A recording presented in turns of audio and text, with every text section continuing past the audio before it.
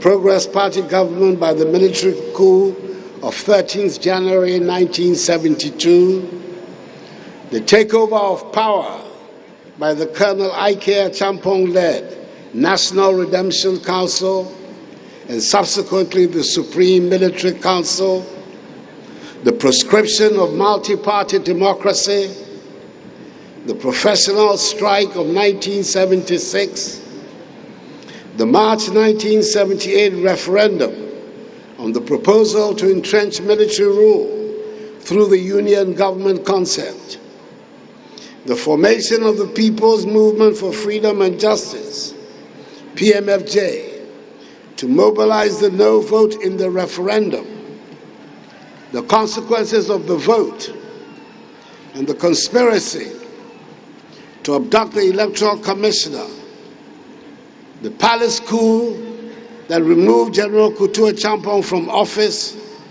and ushered in General Fred Akufo in his stead, culminated in the emergence of Flight Lieutenant Jerry John Rawlings in the political space of our country.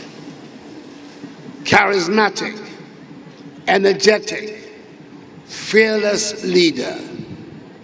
Such were the attributes ascribed by many Ghanaians to the man, Jerry John Rawlings, the young Air Force officer who announced his presence in Ghana's politics by the abortive coup of May 15, 1979, and was sentenced to death for his part in the failed effort.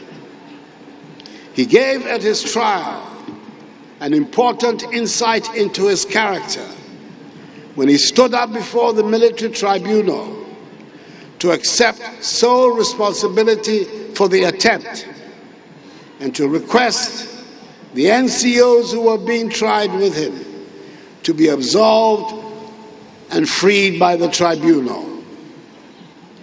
The great events that were to define his character and career followed quickly after his trial, conviction, and sentence.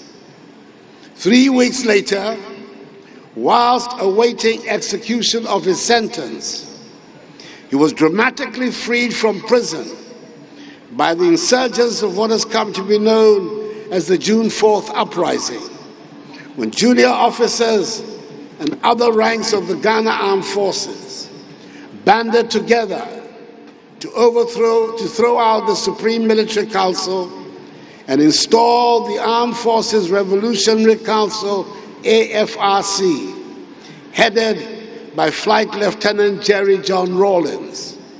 Thereafter, JJ to all and sundry in Ghana. It is no wonder that he came to regard June 4th as, quote, that defined day, unquote. He re-emerged as chairman of the Provisional National Defense Council, PNDC, when he led a successful coup that brought the short-lived Third Republic to an end on 31st December 1981. The tumultuous and at times lawless incidents of the AFRC 3-month tenure of office and of the early years of PDNC rule are matters of record, winning him passionate admirers, vociferous critics, and determined lifelong enemies, all at the same time. He was the longest-serving ruler in our history, 11 years as a military leader and 8 years as a twice-elected civilian president, making 19 years in all. He was fortified in his work by his union with his celebrated consort, the equally dynamic Nana Addo Rawlings, who proved to be a sturdy pillar and invaluable companion to the very end, and who bore him 4 children, the eldest of whom, Zaneto, is continuing his tradition of public service.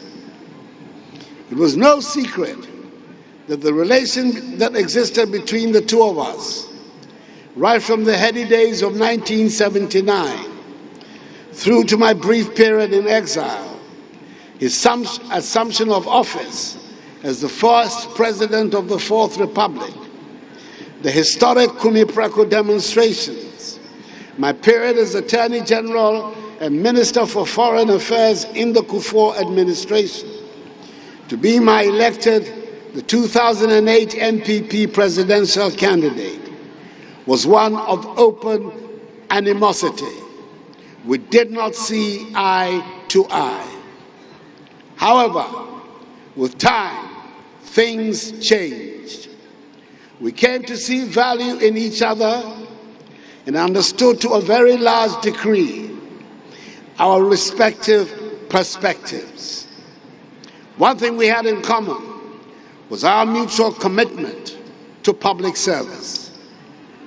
My visit to his ridge residence in 2012 signified the easing of tensions between us, leading to a friendship that lasted for the better part of some 8 years.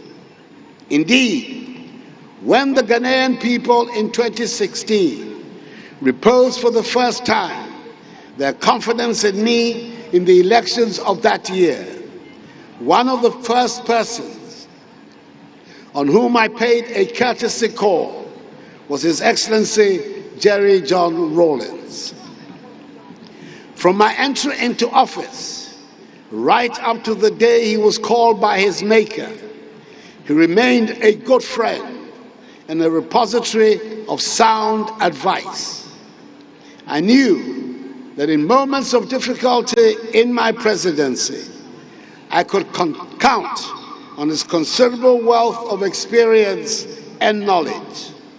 On those occasions, he came through for me. There was a symbolic gesture. He advanced to me at the funeral of his late mother, Madam Victoria Agbotui, held at the forecourt of the State House on 24th October 2020. It was to be our last time together. He was called up by the clergy to receive special prayers as the only surviving son. He told the men of God to wait and call for me to walk up to join him to receive the special prayers.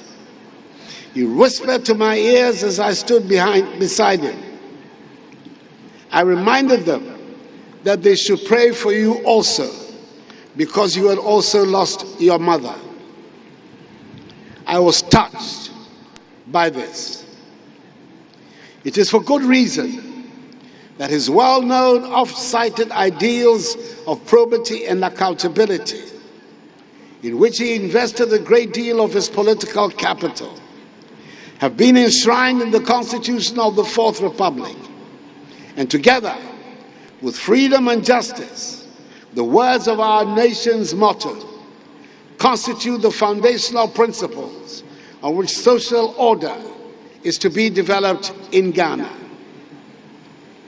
There are many who acknowledge him as the founder of the Fourth Republic, a republic which has proved to be the most enduring and stable in our history, and which has witnessed 8 successive elections, 3 peaceful changes of government from one party to another, and 5 presidents.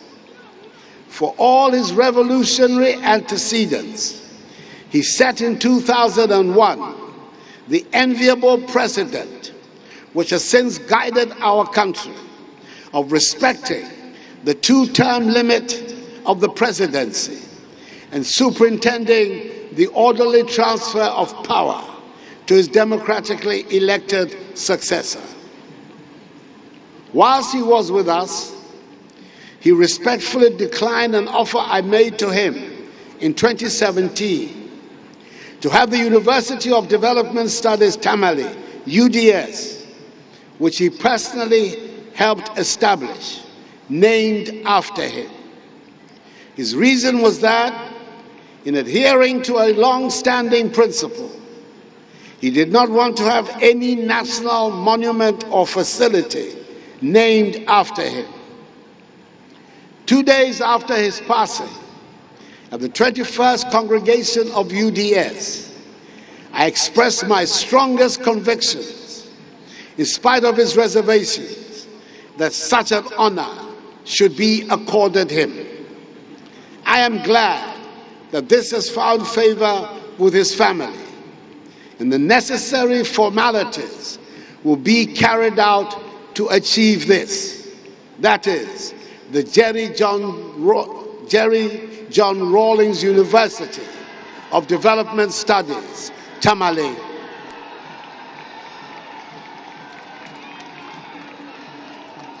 Such is the measure of the man that the days associated with his political intervention in Ghanaian history, i.e. 15th May, 4th June, 31st December, and 7th January, are now significant days in the calendar of the nation. But the most significant of them all must be 7th January 1993, the day that ushered in the Fourth Republic. It is in recognition of this that I decided to commemorate 7th January as Constitution Day on the national calendar. It is perhaps the greatest tribute a grateful nation can offer to the men and women whose efforts led to the establishment of the Fourth Republic. It is my hope and prayer that he remains forever the longest-serving head of state in our nation's history, for that would mean that the Fourth Republican Constitution and its enshrined term limits have endured. His actions were not limited to Ghana only. The African nationalist that he was, he held unwavering positions on all matters concerning the wider continent of Africa, especially when they involved foreign interference and control of Africa's destiny, and was quick to voice his views on them. His chairmanship of the ECOWAS Authority of Heads of State and Government set the example whereby virtually all his successors, John Agyekum Kufuor, John Dramani Mahama, and I, the second, fourth, and fifth presidents, respectively, of the Fourth Republic, have been honored by their peers with the occupancy of that high office, reinforcing the Pan-African vocation, which has been an essential element of Ghanaian public policy since independence.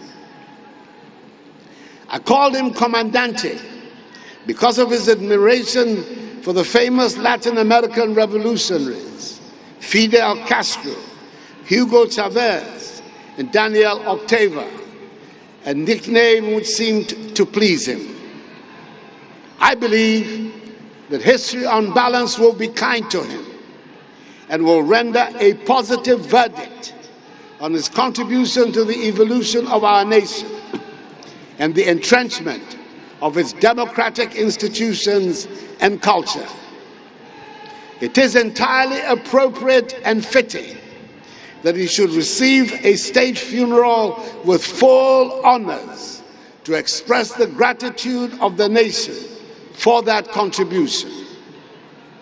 My wife Rebecca and our children join me in expressing our sincere, heartfelt condolences to his beloved wife, Nana Addo, his children, Ezanato, Yasantua, Amina, and Kimathi, and his entire families for their great loss of one of the outstanding figures of modern Ghanaian history, a man whose sense of humor was truly infectious. Comandante, rest and abide in perfect peace in the bosom of the Almighty until we all meet again on the last day of the resurrection. Farewell, God bless, and thank you for all your help. His Excellency Nana Addo, President of the Republic of Ghana, as tribute to the man he called the Commandante,